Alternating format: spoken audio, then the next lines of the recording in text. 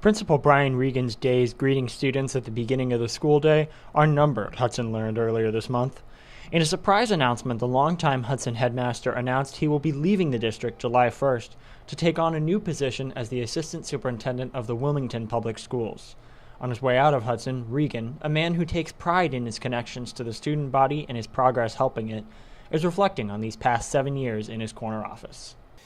Yeah, so when I came here, there was a real, there was a push to try and, increase, for lack of a better word, sort of the academic focus or rigor in the school. That, the school had a different series of focal points over the previous 10 plus years, and they wanted us to sort of take a look at the academic programming and see if ways that we could diversify it, and so that's really been a large part of my focus. So, and really trying to approach it from multiple angles, like not just adding AP courses, for example, but trying to make sure that we have not only more challenging courses, but also courses for students, quote unquote, in the middle, kids that, and students that have special education needs or social emotional needs. As much as he enriched the book of studies, however, Reagan has faced challenges. After dogging the district for years, a dwindling budget finally forced Reagan to lay off several teachers earlier this year. My goal has always been through this whole budget process this year was to keep as rich a program of studies as we can. I think that's one of the strengths of Hudson High School, is that we don't offer everything that everybody wants, but that if you have an interest in visual arts, that you've got an array of classes you can take. If you have an interest in writing, then you've got an array of classes. Beyond layoffs, Reagan also faced a similarly difficult part of his job with an eye towards progress. After entering Hudson and diagnosing a problem with student discipline here, he now feels he made that progress. Yeah, there was this there was this idea that sort of the inmates were running the place, for lack of a better term, when I got here, and that I think that was exaggerated. But I think where that stemmed from was this idea that there was inconsistency in terms of expectations and maybe how discipline was applied. So when I came in, I worked very closely with our assistant principals to sort of look and listen to the feedback we were getting from teachers about what they felt they needed more of in their classroom in order to teach more effectively, and certainly support from the office around, sometimes it was just small level silly behaviors from students that they just needed somebody to come in and say, look, like, this is not how we behave here. And that was the approach that we took early on, and I think you and I had talked about this months ago, but there was an initial spike in suspensions and Saturday schools because we came in and said, look, enough's enough, we're not going to do this anymore. And then there was this incredible drop off the next year, which is what we wanted to see, right? Whether it's enhancing the book of studies or disciplining students, Reagan has always understood the need for connections to the student body. As a result, he has played in pep bands alongside students and performed at baccalaureate, among other things, in addition to serving on lunch duties and greeting students before school.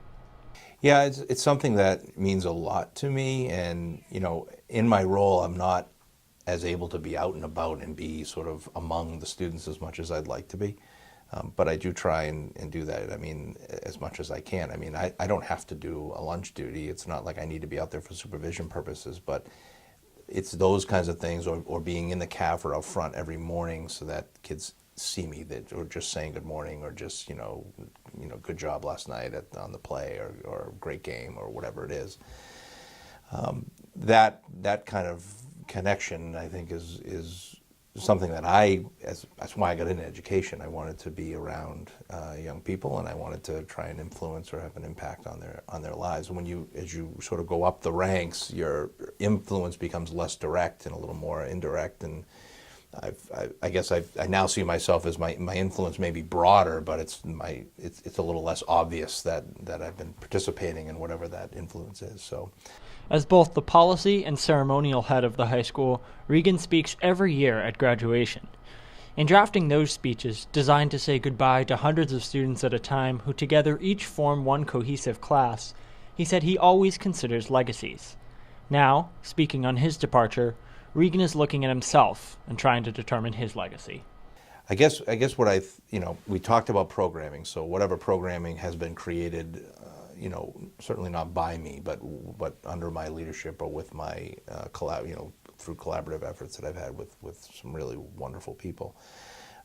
That aside, I think about my primary job is always, aside from making sure school is safe, my primary job is to make sure I'm hiring the right people to teach students. So when I think of the staffing that I've been able to work with others to add, then that perhaps is something that I'm most proud of, leaving behind. Now, most of the people were here when I got here, so but I've been able to add additional staff that I think have, for the most part, proven out to be very strong. And when they weren't, then we did what we needed to do to sort of separate from those folks. Just overall, when I think of most students that walk in the front door, that they're able to find something here that connects them and makes them feel good about coming to school. It's not everybody, and I'd love to say there's 100%, and that's still some of the work that we have to do. And you and I have had those conversations about some of our really bigger challenges around students needing more social-emotional support, and how are we addressing the growing mental health issues that our young people are facing, and we're seeing an increase every single year. And what resources can we put together, or how can we reallocate or refocus or adjust the resources that we have to make sure we're supporting those students. So I'm proud of a lot of things, but I know that I'm leaving a lot of work on the table.